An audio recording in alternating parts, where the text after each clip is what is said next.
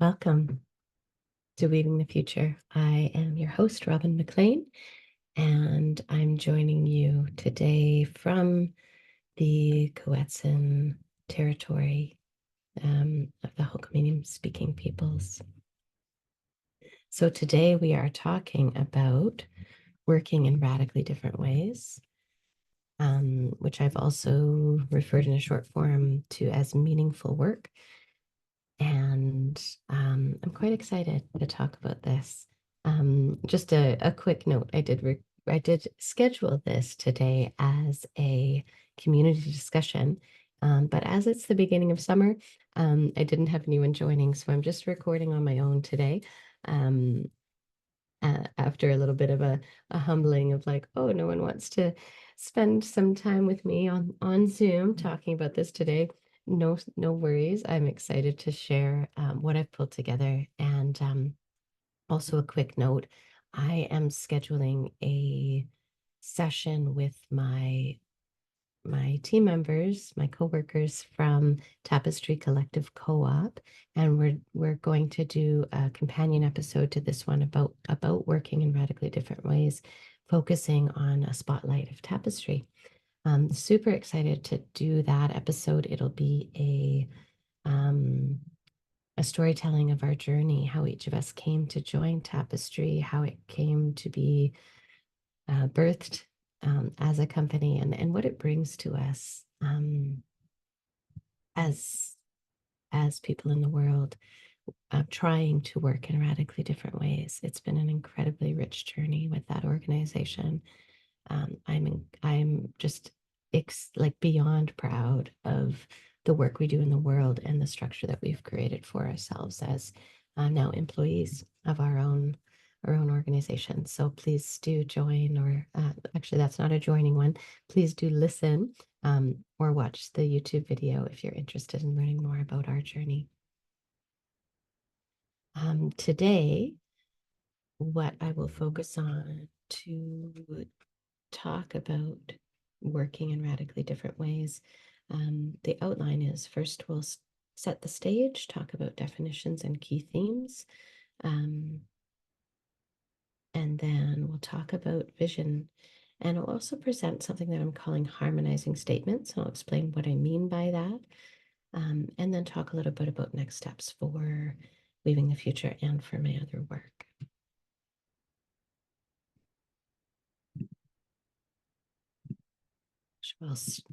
Excuse me. So I'll share my screen for those of you watching on YouTube.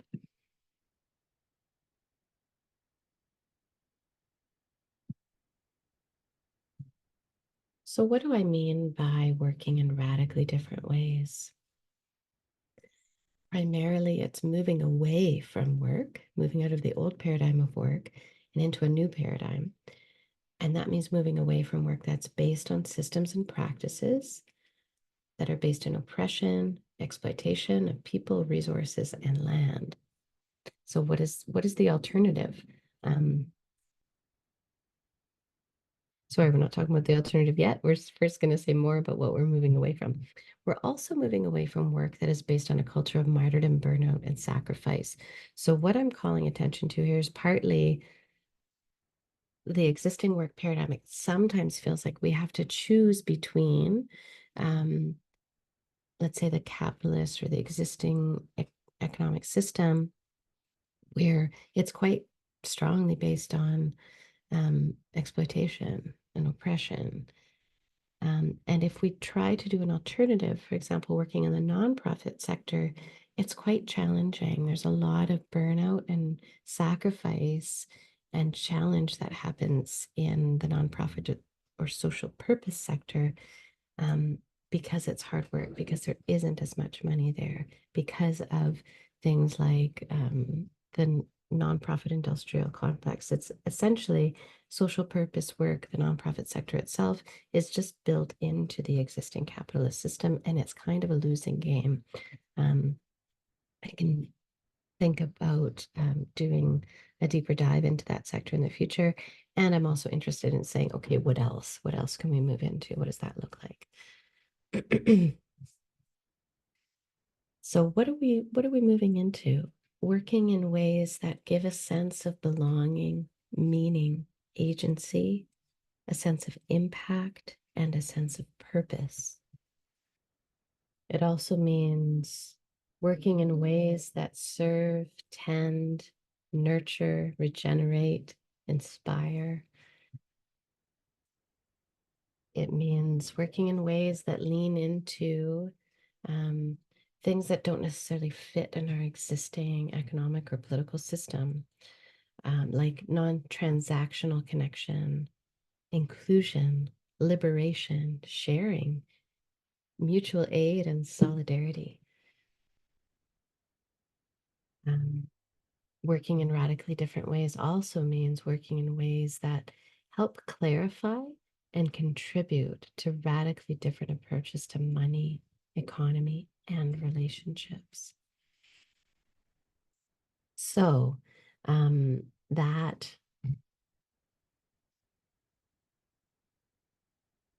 as I speak those words, I note just how much those are a definition of what I mean by working in radically different ways. And of course, they form um, a bit of a vision. Actually, I'm just going to move into when we talk about vision. Our vision for radically different work fits into our larger vision for, let's say, weaving the future, what kind of future we'd like to see. So I touch on this a little bit in most or every episode, but I'll go through them again. So, what we're working towards or what we're weaving are lives that are materially simple and relationally rich, where we have belonging, connection, and shared responsibility for ourselves as individuals, the people around us, our web of connections, and the web of life and the land. And we're also weaving a vision of regeneration of biodiversity, habitat, and natural systems. One of the key pieces, the underlying mindsets that we're moving away from and that we're moving towards are we're moving away from the idea of supremacy, of supremacy of any race or any gender or sex or any species, like human species supremacy. We're moving away from that and assuming that we need to exploit and dominate and oppress to get what we need, that there's always a competition for resources, moving away from that and into the idea, the truth, the reality that we are part of the web of life, that we are surrounded by abundance, that we are interdependent, and that we can cooperate and work together rather than compete and dominate. And it's not to say there's no competition in the natural world through, in the animal world, for example, the plant world. But to touch on the idea that there's far more competition than our narrative, our cultural narrative has kind of conditioned us towards. So I'd like to just touch a little bit on my journey with work, and I won't go too much into my current work situation since we're doing a spotlight on Tapestry Collective Co-op in the next Leaving the Future episode. But I'll touch on some pieces of work that I've gone through. I did my undergraduate degree in psychology and political science and was just interested in what it means to live a good life and what that means for me as an individual, but also what that means for society as a whole. And I would say I was quite in my head at that point. I had some interest in social justice. I had some interest in connecting with people. And it was still, I still felt like I was searching for something I didn't quite understand. I don't know how to say that in a different way. Maybe it'll be more clear as I go through my journey. After I finished my degree, I worked in applied research and evaluation, mostly around health promotion, employed by the University of Alberta and Alberta Health Services, and pretty immediately caught for myself that 9 to 5 work in an office didn't resonate for me. It didn't feel like it captured my very natural passion and ambition for doing work in the world. My natural interest in just like spending time doing work things and the curiosity that came up for me. I felt quite hemmed in by that work life. Um, I went back to school in 2006 to do a master's of science in health promotion. And I was drawn to health promotion because though there was some focus on health, physical health, it was an interdisciplinary and broad-based approach to understanding the good life, as I was drawn to in my undergrad. So what drives people to um, be happy and thriving in the world? And I worked for a few years with Alberta Health Services after that, and it was incredibly frustrating to just see how some of the systems in our society, and maybe most or many of them, um, aren't built to serve us, aren't built to help us be um, live in a thriving way. I launched a consulting practice in 2013 and have found that to be a good way to support myself and to be able to just explore in a broader way what it looks like to do good in the world, like to actually do good, and to find a lifestyle that works for me. And it's been a slow process of unconditioning. Um, is that the word? Deconditioning? um, excuse me.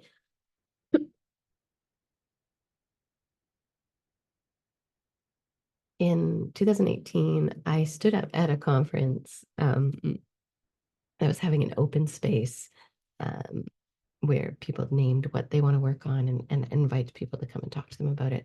And I stood up and said, with a very bright red face, I would like to explore how we can dismantle capitalism. And it was like totally nerve-wracking. And I ended up in such a great discussion.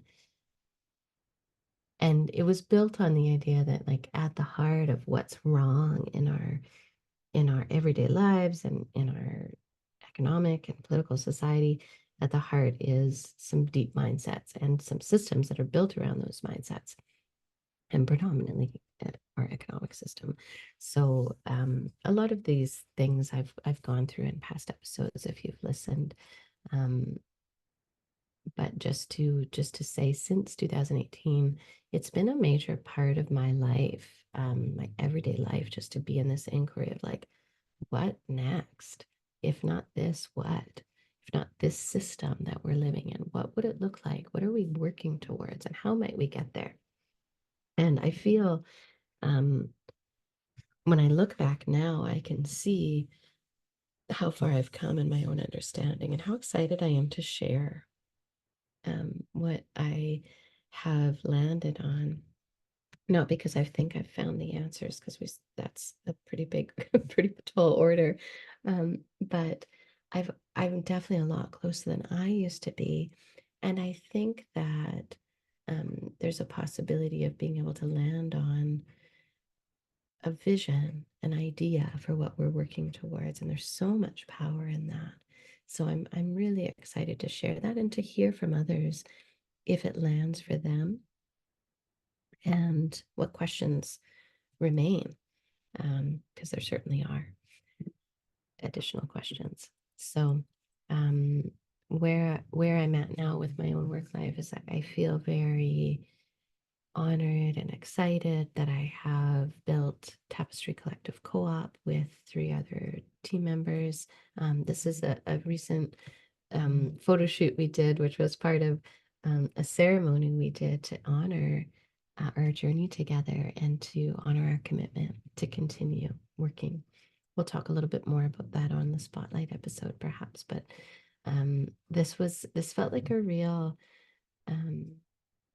milestone of saying of congratulating ourselves for creating this beautiful work structure, this cooperative um, that does beautiful, passionate, heartfelt work in the world, with all the imperfections that are built into the existing systems and consulting practice, but working to address those inequities as and dysfunctions as best we can.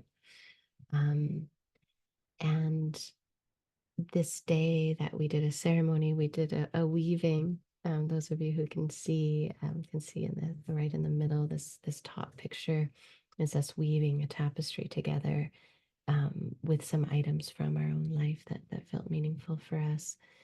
And it felt like a place where we were merging our minds, our hearts, and our spirits, our beliefs, our hope in the world, and stepping into a phase now where we're really doing our best to honor the vision that we have for the future, um, and um, try to find a balance between what it means to be professional in the world, um, while still weaving in things like magic and spirit and spirituality and emotion. And it feels like an interesting and delicate balance, um, knowing that if we have a picture of our altar on our website, um, our government clients going to be like, huh, that's different. That's weird. I'm not sure about that. Yeah, so we'll see. We'll see how that lands. And then the other part of the work I do in the world, of course, is this podcast. And then I also do some courses around um, the similar kinds of things that we talk about on the podcast, but really getting into how do we apply them tangibly? What does it mean to work towards weaving the future, and what are some tools we can use? So that's really focusing on tools for systems change, and evaluation and facilitation. So I'd love to move into, we've already touched on vision, so we're going to move into harmonizing statements, and I'll explain what I mean by that. I'm going to start exploring going to start exploring bringing in harmonizing statements into um, many episodes, that we do here on Weaving the Future. And what I mean by harmonizing statement is bringing in nuanced viewpoints that encourage thoughtful consideration and dialogue, that also bring clarity. I don't think I have that in writing here, but it's meant to bring clarity in a nuanced way, that offer a balanced perspective on polarized or confusing topics, and in doing so, bridge divides and foster understanding. So, in terms of what we mean by working in radically different ways, some of the harmonizing statements that I've landed on so far are: number one, it can be challenging to focus on meaningful work when we're struggling to meet our basic needs. And this is acknowledging that we're in a very difficult point of living in this current political and economic society. There's a real crunch when it comes to housing and food prices and other types of inflation. They're showing us, I think, and I don't think I'm alone here, that our society, um, the way that it's been set up, isn't really working anymore for most people. It's moving in the direction more and more of supporting a few who have money, and that wealth is being concentrated in more and more into the hands of the few and out of the hands of many of us. So it's more and more affecting our everyday material realities, that the way that the system is working and the inequity and exploitation, oppression, etc., that's built into it. Um, so knowing that it's not easy to focus on meaningful work in this existing system, um, where does that leave us? For me, it's helpful to acknowledge that focusing on meaningful work is a practice. It's ongoing. It won't happen all at once. It's an active inquiry. We can be in that inquiry over time. It's not accessible for everybody. It shouldn't, hopefully, not feel like pressure or a burden to say, oh, I'm just trying to make my basic needs, meet my basic needs. But the world is also falling apart, and I want to be part of that solution. I want to be part of the helping. It's not accessible for everybody, and that's okay. It's important to be where we're at in that journey. And that being said, as someone, I feel like I'm living a life where I'm able to make money and do my purpose work. And it feels like a real privilege and an absolute honor and a responsibility. So, how can I continue to approach my work in a way that acknowledges that not everyone can be here, and that I'm extremely um, lucky. I'm trying to think of a different word than lucky. Um, I can't think of the word. It's fine. Um, so knowing that it's challenging to be in the system that we're in now, I'd like to say we all deserve to have enough. That's one of the things that's most wrong with the current system, is that it makes it difficult for us all to have just enough to meet our very basic needs, to have a roof over our head and enough food in our bellies. And that's not okay.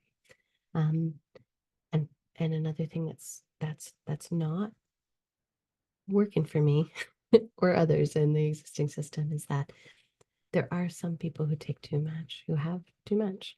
And if we take too much, there may not be enough for everyone.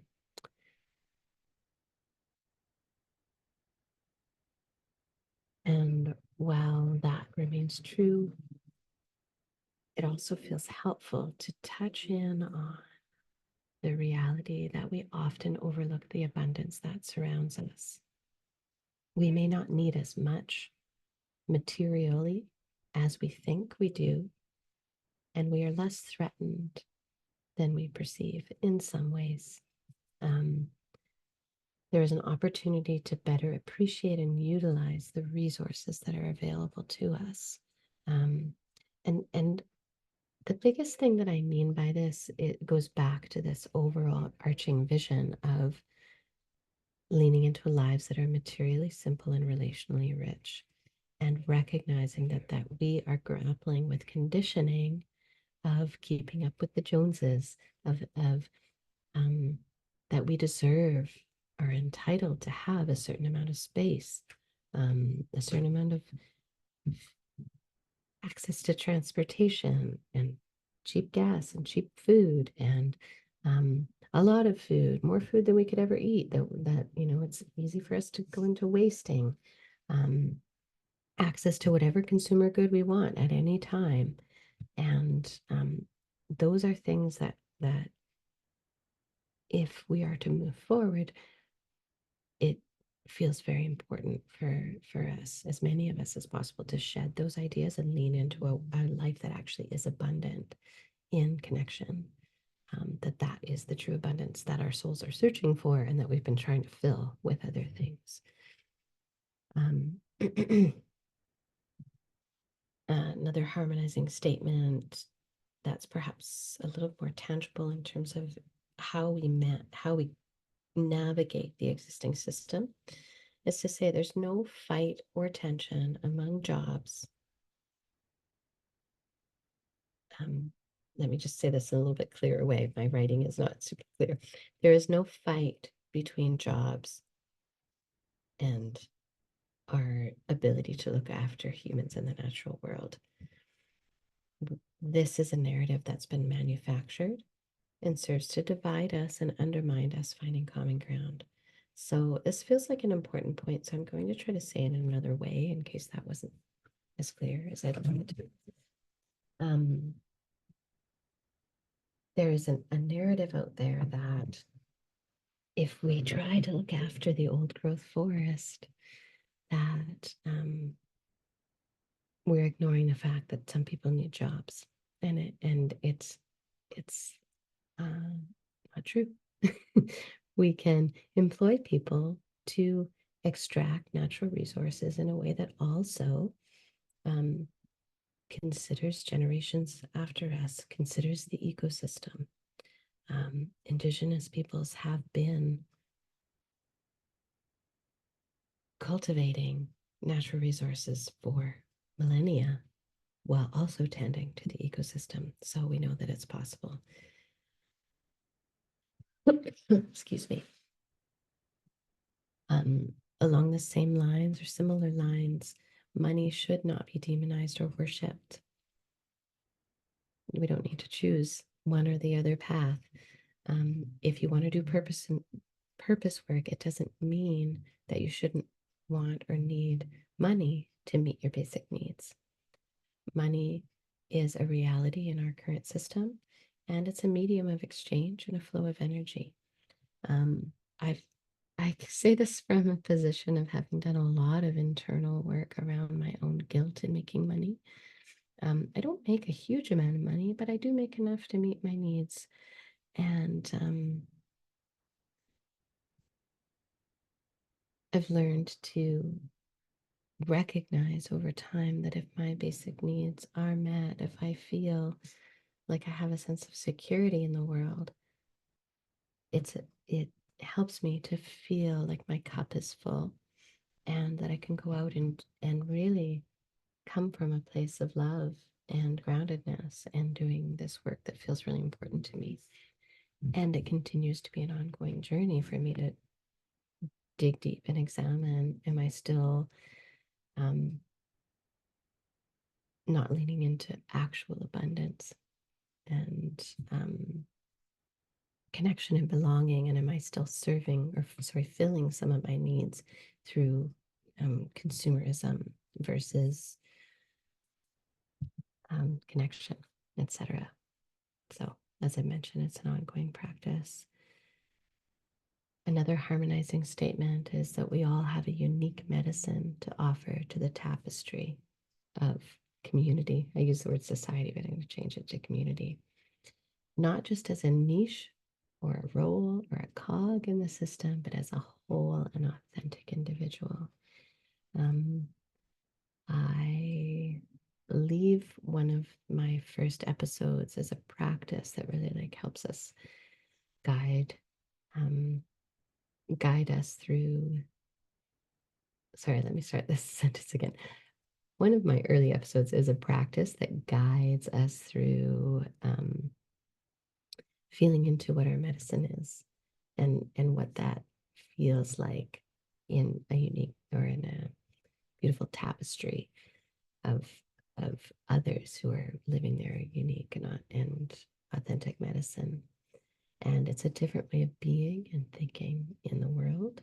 Um, it's less linear, it's less utilitarian, and it's a lot more rich and soul feeding is the word that's coming up for me. So, a guiding question that I'd like to put out there, not to be answered today, but to take into your life as a question to live. So we talk about living the questions. How can we lean into a different way of approaching work from where we're at in this moment? And perhaps this is already work that you're doing. So where are you at in this journey right now? And where do you still feel questions or challenge? And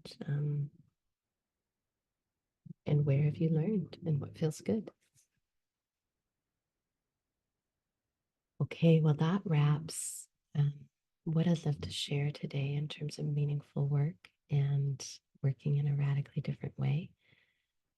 I thank you for listening, and I just want to talk about a couple of next steps and updates. So, as I mentioned, me and my Tapestry Collective Co op team members are going to record a spotlight episode. So, keep your eye out for that. It'll be released a little bit later in the summer.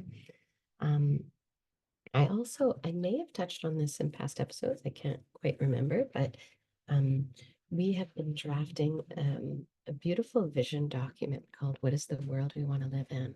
And it goes into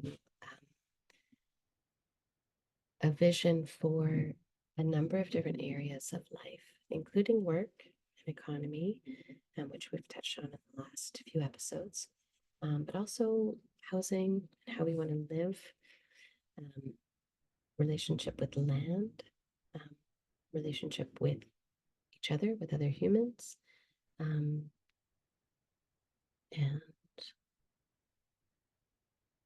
relationship with food as well. So, how we want to eat, live, work, relate, be placed, etc.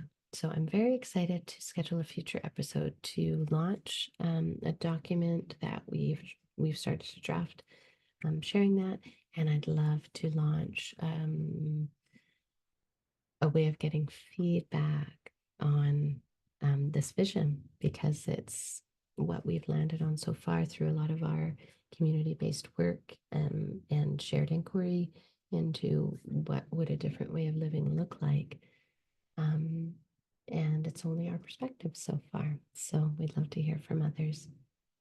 And as I said, I'm quite excited to share that document.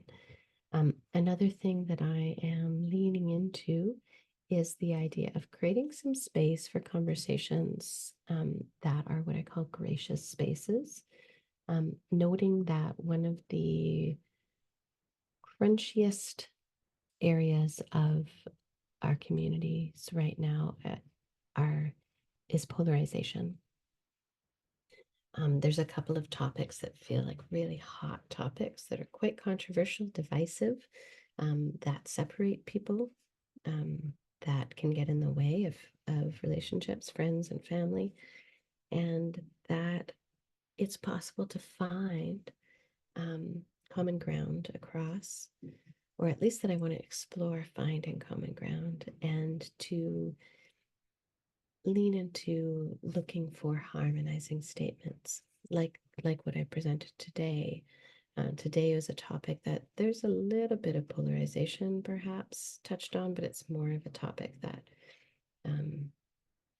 I'll say that this way, it's less of a contentious topic than some of the other ones I'd like to lean into, which include things like gender and gender diversity, so masculine, feminine, non-binary, trans, that space.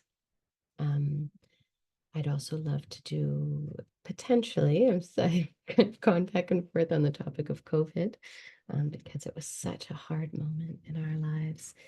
We still are reeling from it in a number of ways. And